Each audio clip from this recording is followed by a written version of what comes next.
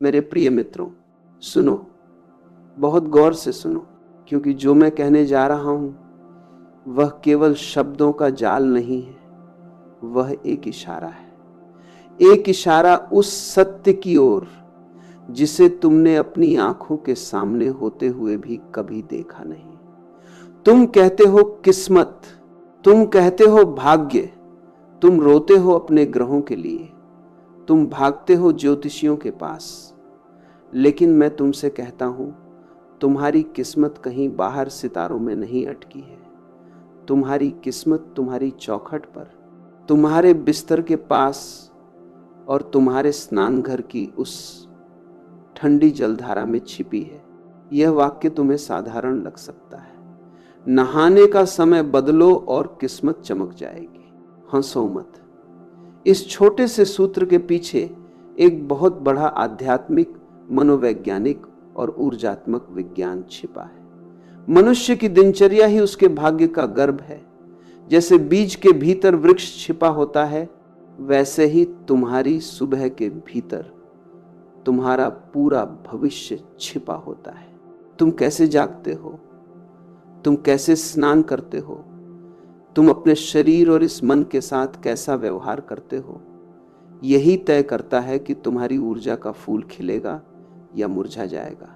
समझो, स्नान केवल शरीर की चंभी को साफ करने की एक यांत्रिक क्रिया नहीं है। अगर ऐसा होता तो फिर साबुन ही काफी था, लेकिन नहीं, स्नान तो एक रीसेट की प्रक्रिया है।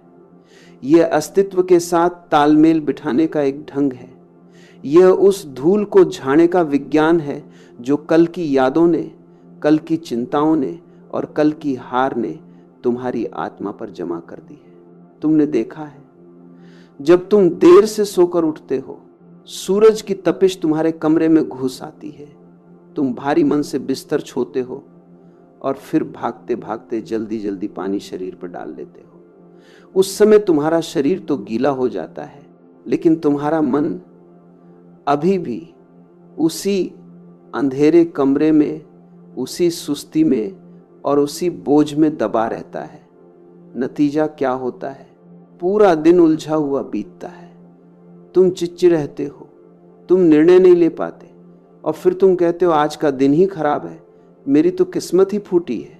पागल, दिन खराब नहीं है, तुम्हारी लय रिदम खराब है। प्रकृति का एक संगीत है, सुबह का समय, जिसे हम ब्रह्म मुहूर्त कहते हैं।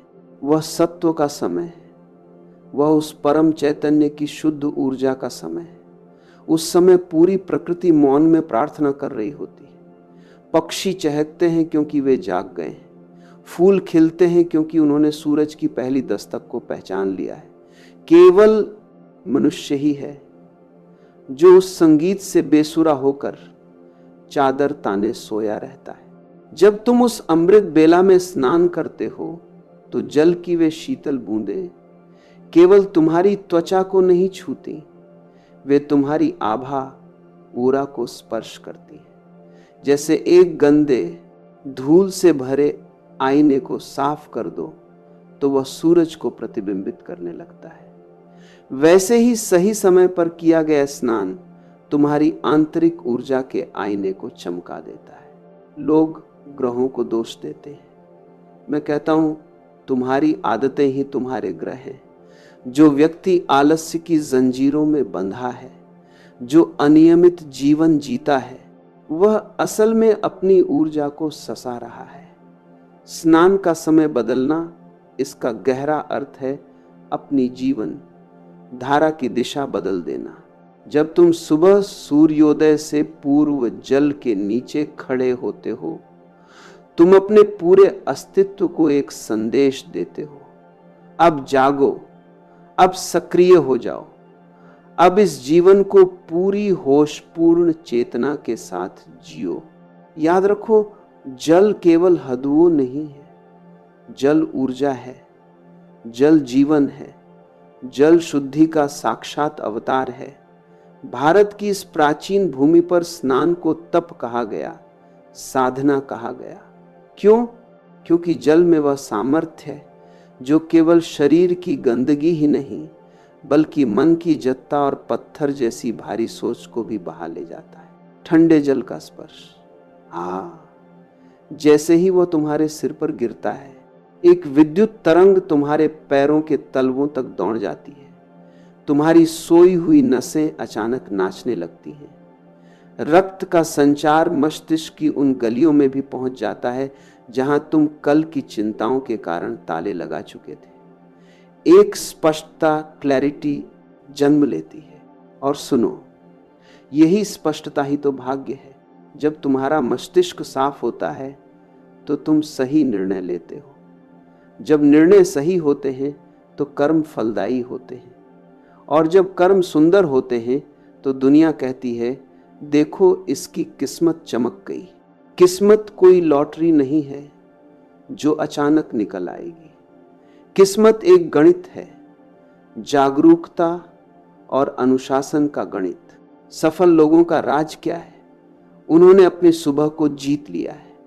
जिसने अपनी सुबह पर अधिकार पा लिया, उसने अपने दिन पर अधिकार पा लिया, और जिसने अपने हर दिन को जागरूकता से जी लिया, उसका पूरा जीवन एक उत्सव बन गया। स्नान का समय बदलना एक छोटा सा कदम दिखता है, पर यह तुम्हारी ऊर्जा के पूरे चक्र, एनर्जी व्हील को घुमा देता है। जब तुम देर रात तक जागते हो, व्यर्थ की बातों में ऊर्जा गंवाते हो और फिर सुबह देर तक सोते रहते हो, तो तुम तनाव को निमंत्रण देते हो। तुम्हारा शरीर सर्केडियन रिदम के खिलाफ चला जाता है। तनाव से मन अशांत होता है, और अशांत मन कभी भी सत्य को नहीं देख सकता।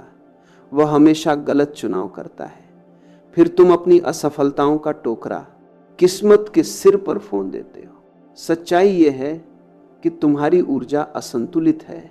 सुबह का स्नान केवल शरीर को नहीं, आत्मा को भी स्नान कराने जैसा है। जल जब तुम्हारे शरीर पर गिरता है तो वह तुम्हें वर्तमान, प्रेजेंट मोमेंट में खींच लाता है। वह तुम्हें उस होने के एहसास से भर देता है जिसे तुम भूल गए थे। वह सुस्ती के उस खोल को तोड़ देता है जिसमें तुम कैद थे। यह एक नई शुरुआत का इशारा है। यही कारण था कि बुद्ध हो, कबीर हो या हिमालय की गुफाओं में बैठे मुनि, वे सब सूर्योदय से पहले स्नान को अनिवार्य मानते थे, क्योंकि उस घड़ी में पूरी कायनात का कंपन, वाइब्रेशन सबसे ऊंचा होता है।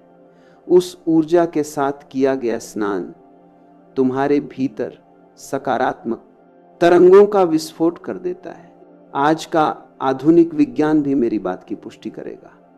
वे कहेंगे कि सुबह के स्नान से डोपामिन और सेरोटोनिन जैसे हैप्पी हार्मोन्स बढ़ते हैं। वे कहेंगे कि इससे कार्य क्षमता बढ़ती है। मैं कहता हूं, इससे होश बढ़ता है, और जहां होश है वहां दरिद्रता टिक नहीं सकती। एक प्रसन्न, खिला हुआ और ताजगी से भरा मन ही अवसरों के द्वार देख पाता है। जो सोया हुआ है उसके सामने से अवसर गुजर भी जाए तो उसे पता नहीं चलेगा।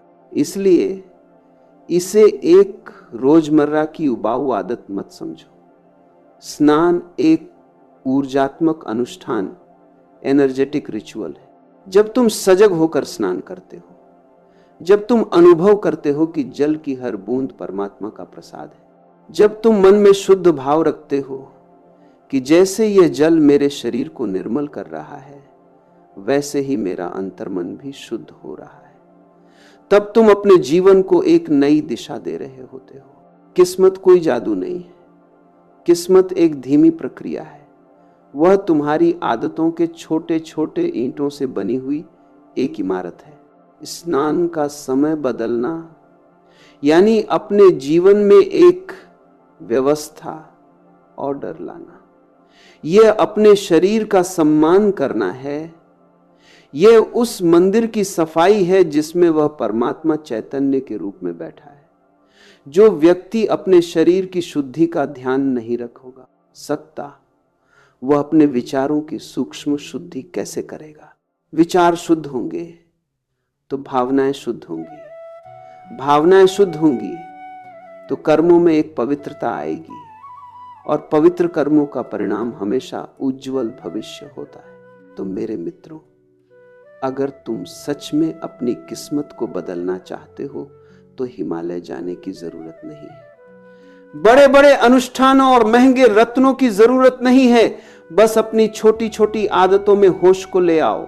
कल सुबह जब तुम जागो, शांत मन से स्नान घर की ओर बना। जल को केवल शरीर पर उंडेल मत देना, उसे एक ध्यान मेडिटेशन की तरह अनुभव करना, ठहरना, महसूस करना कि वह पानी तुम्हारी थकान को, तुम्हारी सारी बीती हुई नकारात्मकता को, तुम्हारे डर को, तुम्हारे संकोच को अपने साथ बहाकर ले जा रहा है। तुम देखोगे धीरे धीरे तुम्हारी ऊर्जा का रंग बदल रहा है, तुम्हारी सोच की दिशा बदल रही है, तुम्हारा आत्मविश्वास पहाड़ की तरह अडिग होने लगा है और जीवन में वह सब कुछ घटने लगा है जिसे तुम अब तक केवल सपना समझते थे। याद रखना, भाग्य कहीं बाहर से नहीं आता, भाग्य तुम्हारे भीतर से प्रस्फुटित होता है और उस प्रस्फुटन की शुरुआत तुम्हारे शरीर और मन की शुद्धि से होती है।